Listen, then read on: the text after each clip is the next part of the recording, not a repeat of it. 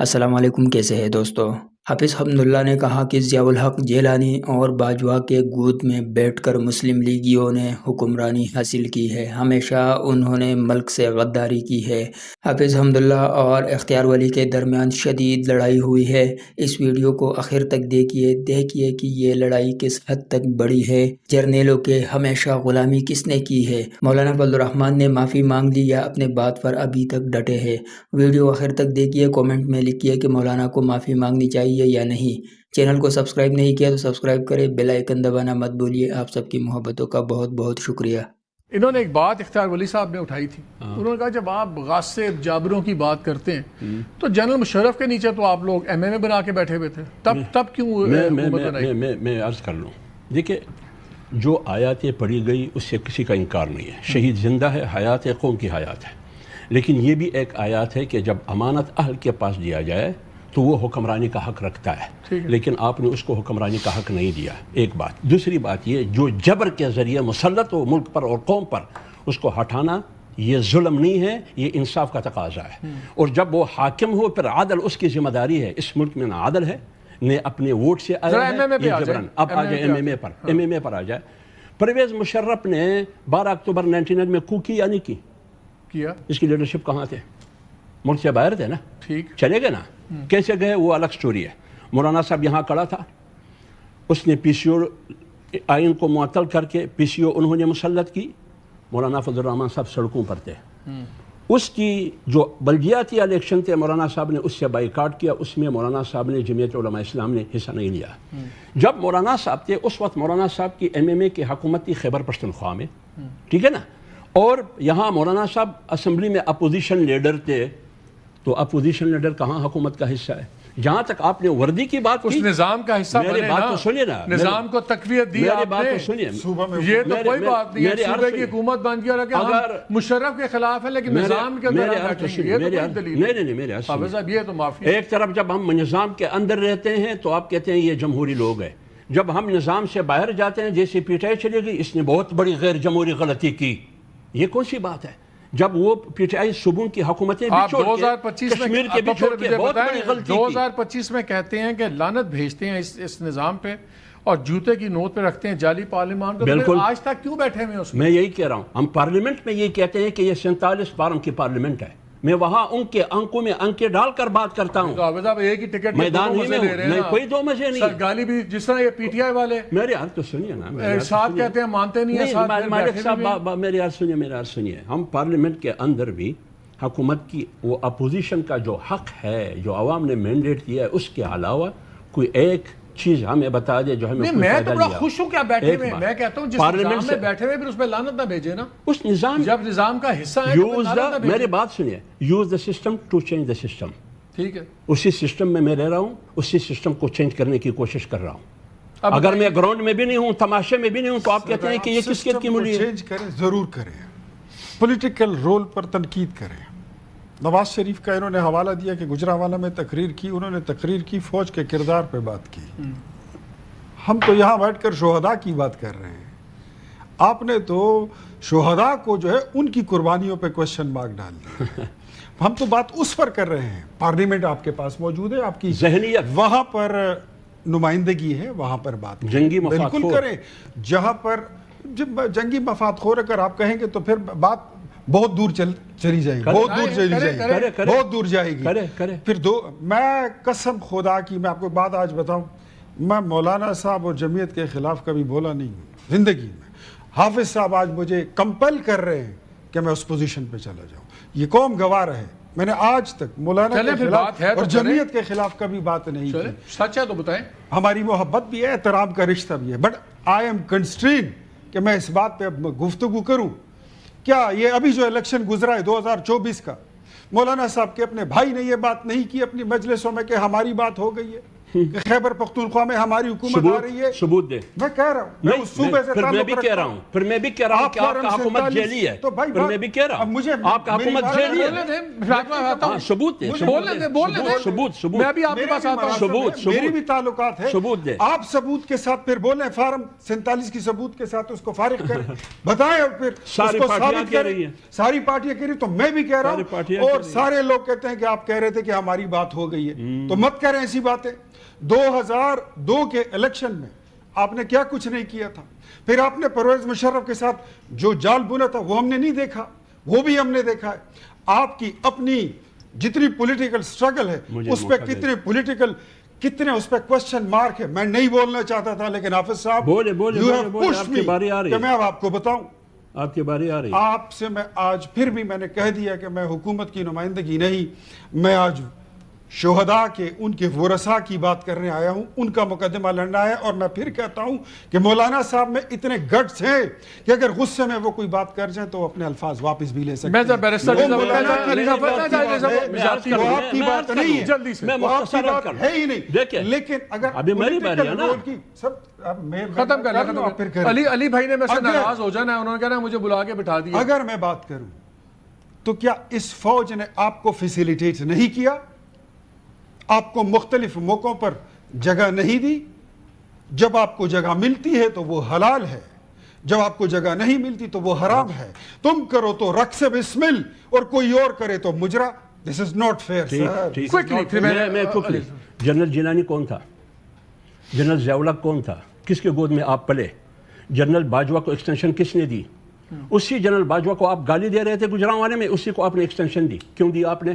جواب دے سکتے ہیں آپ کیوں دی آپ نے؟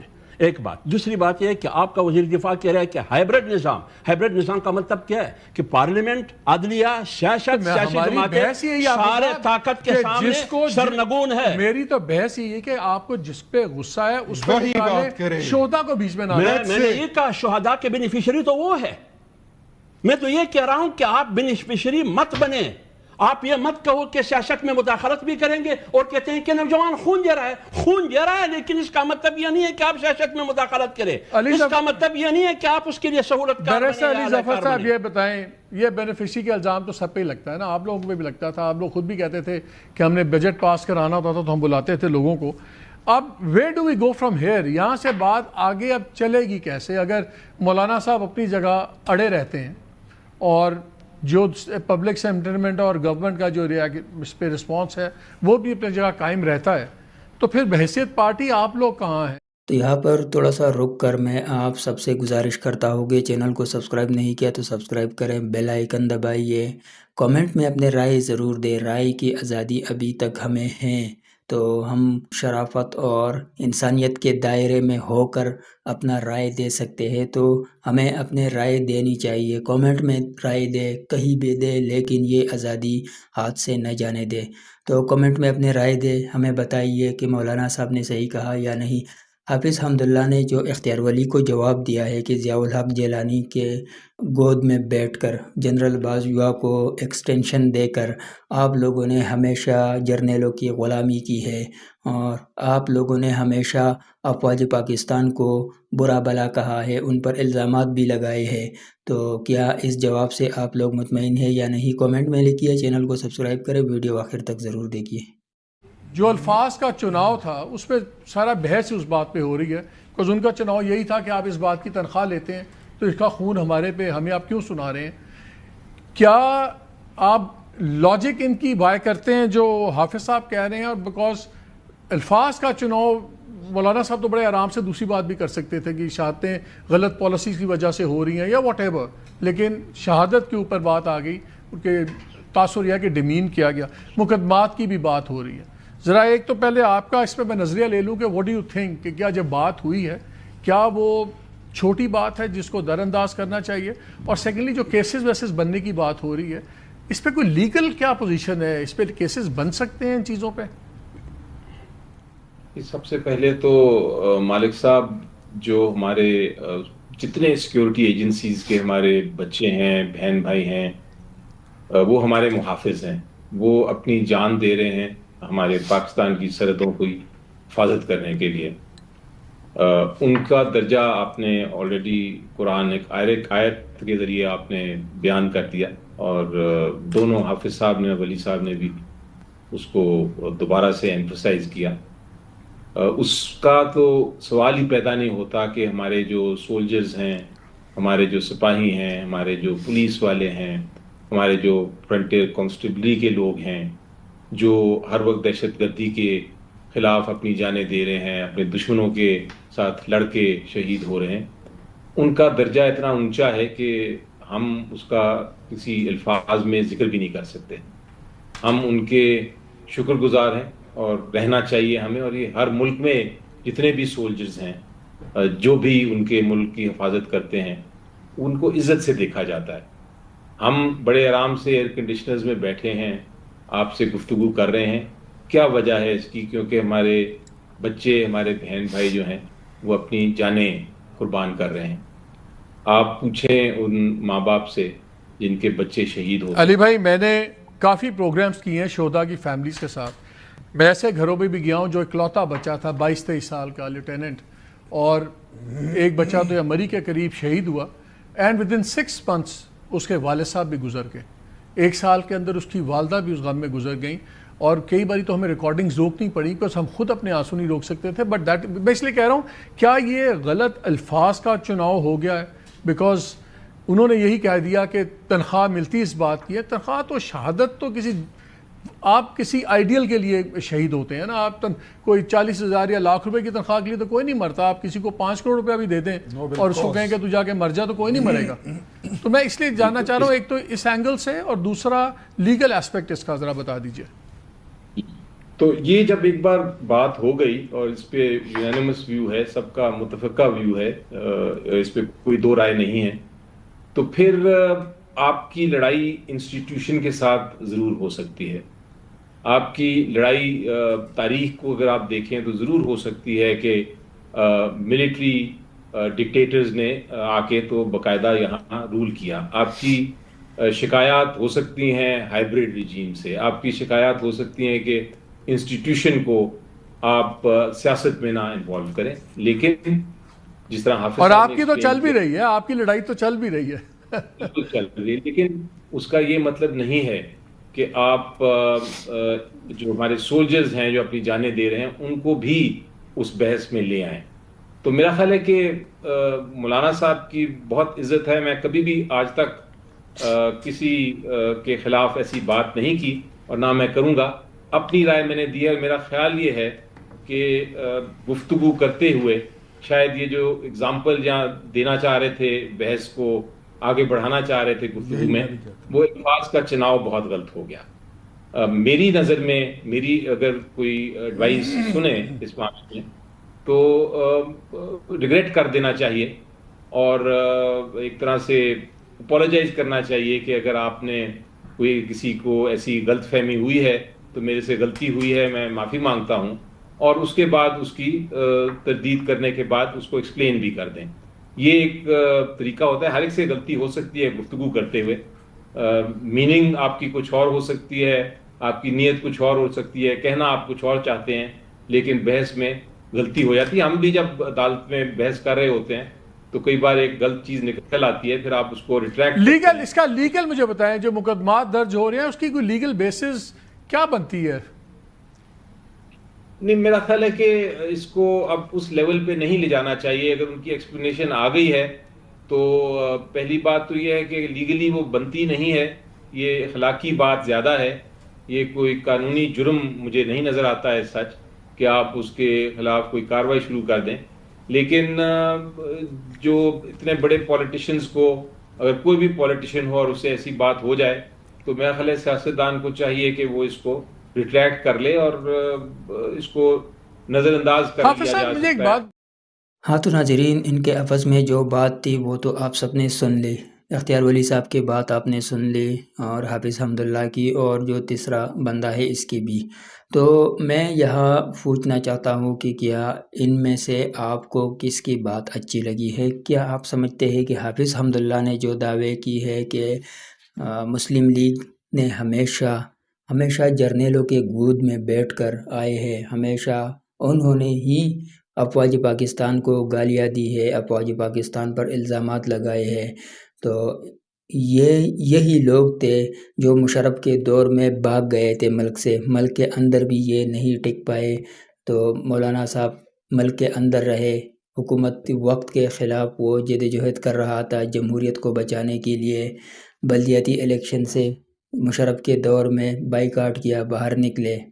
تو کیا ان باتوں سے آپ متفق ہیں، یا دوسری طرف اختیار ولی جو کہہ رہے ہیں کہ ہم نے یہ قربانی دی ہے، ہم نے پاکستان کے لیے یہ کیا، آپ اس سے مطمئن ہیں؟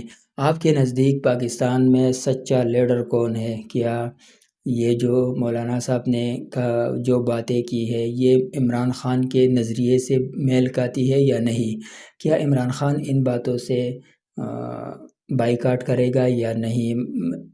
پاکستان تحریک انصاف کے بہت سے لیڈرشپ نے تو کہا ہے کہ ہمارا اس سے کوئی تعلق نہیں ہے، ہم مذمت کرتے ہیں مولانا کے، مولانا کو اس طرح کے باتیں نہیں کرنی چاہیے تھی۔ تو کیا آپ کو لگتا ہے کہ عمران خان بھی کل اس سے مذمت کر سکتا ہے؟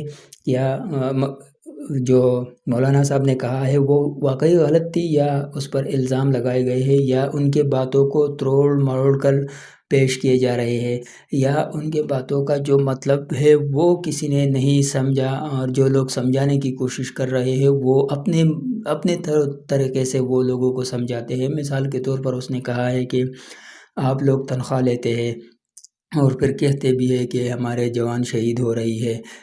یہاں پر اختیار ولی صاحب بار بار کہہ رہے ہیں کہ شہداء کی شہادت کو اس نے متنازع بنایا ہے۔ میں سمجھ رہا ہوں کہ اس نے شہداء کی جو شہادتیں ہیں اس کو متنازع نہیں بنایا ہے، اس نے صرف یہ پوائنٹ ہائی لائٹ کیا ہے کہ اس کام میں آپ لوگ پروفیشنل ہے، آپ لوگوں کی ذمہ داری ہے، آپ لوگ اپنا ذمہ داری نبھائیے۔ اس نے یہ کہا ہے کہ جب آپ ایک کام کرتے ہیں، مثال کے طور پر میں کسی فیکٹری میں کام کر رہا ہوں، وہ کیمیکلز کی فیکٹری ہے اور وہاں جان کے خطرہ ہے اور مجھے 40,000 مل رہی ہے، تو مجھے پہلے سے پتہ ہے کہ یہ 40,000 تو مجھے مل رہی ہے میرے گھر کے خرچے کے لیے۔ ہو سکتا ہے کہ میں 1 ہفتے میں یا 10 ہفتے میں یا سال 2 سال میں ان کیمیکل میں گر جاؤں، یا یہ میرے اوپر گر جائے اور میں اس سے میرے لیے موت کا ذریعہ بن جائے۔ تو یہ پہلے سے ان کے ذہن میں ہوتے ہیں، یہ خطرات پہلے سے ذہن میں ہوتے ہیں، لیکن پھر بھی وہ 40,000 لے کر اپنے گھر کا خرچہ چلاتے ہیں اور وہ کام بھی کرتے ہیں۔ تو اس طرح جو بندہ افواج میں جاتے ہیں تو وہ تنخواہ تو اپنے ضروریات تو امام مسجد بھی لیتے ہیں، تو وہ تو الگ چیز ہے۔ مولانا کے نزدیک وہ الگ چیز ہے، شہادت الگ چیز ہے۔ شہادت تو وہ ملک کے لیے، اپنے عوام کے لیے لیتے ہیں، لیکن جو تنخواہ ہے وہ اپنے گھر کے ضروریات کے لیے لیتے ہیں۔ تو شہادت کے اور جو تنخواہ کی بات ہے وہ دونوں الگ الگ چیز ہے، اس کا ایک دوسرے سے شاید کوئی تعلق نہیں ہے، لیکن لوگ غلط سمجھانے کی کوشش کر رہا ہے۔ اگر کوئی فوجی تنخواہ لیتے ہیں تو ضرور ان کے یہ تو لازماً ان کے پیچھے ان کے پریوار فیملی ہے، ان کی ضروریات ہے، تنخواہ تو وہ نہیں لے گا تو کیا کرے گا؟ ایسا دنیا میں کون کرتا ہے کہ افواج میں جائے اور تنخواہ نہ لے؟ تنخواہ لینا تو لازمی ہے، ان کی ضروریات ہے۔ باقی شہادت جو ہے، شہادت کسی کو بھی مل سکتے ہیں۔ امام مسجد تنخواہ لیتے ہیں مسجد میں امامت کرنے کے لیے، اس کو بھی شہادت مل سکتی ہے۔ وہاں بہت سے علماء کو بھی شہید کیے گئے ہیں، تو کیا کل مولانا صاحب یا کوئی اور اٹھ کر یہ کہے گا کہ امام مسجد تو تنخواہ لے رہے تھے، وہ شہید نہیں ہے؟ اس طرح مولانا نے نہیں کہا ہے، شاید میں اس طرح سمجھتا ہوں کہ مولانا نے اس طرح نہیں کہا ہے۔ مولانا کا ماننا تھا کہ آپ لوگ اس کام میں پروفیشنل ہے، یہ آپ کی ذمہ ہے، آپ اپنا ذمہ داری نبھائیے، ہم اپنا ذمہ داری نبھاتے ہیں، ہم اپنے خون پسینے کے جو ٹیکس ہے وہ ہم حکومت کو دیتے ہیں، اس سے حکومت آپ کو تنخواہیں دیتے ہیں، باقی کام بھی کرتے ہیں، صرف آپ کے تنخواہ کے لیے ہم ٹیکس نہیں دیتے، باقی ملک کے اندر جو بھی ہوتا ہے وہ سب کے لیے عوام ٹیکس دیتے ہیں۔ تو شاید مولانا سے بھی کچھ باتوں میں سمجھانے میں جذباتی ہو کر غلطی ہو گئی ہو، اور کچھ لوگوں نے اس کے بات کو بڑا چڑھا کر پیش کیا ہو۔ آپ کا کیا رائے ہے؟ اپنے رائے کومنٹ میں ضرور ہمیں بتائیے کہ آپ اس بارے میں کیا سوچتے ہیں۔ چینل کو سبسکرائب نہیں کیا تو سبسکرائب کریں، بیل آئیکن دبانا مت بھولیے۔ آپ سب کی محبتوں کا بہت بہت شکریہ۔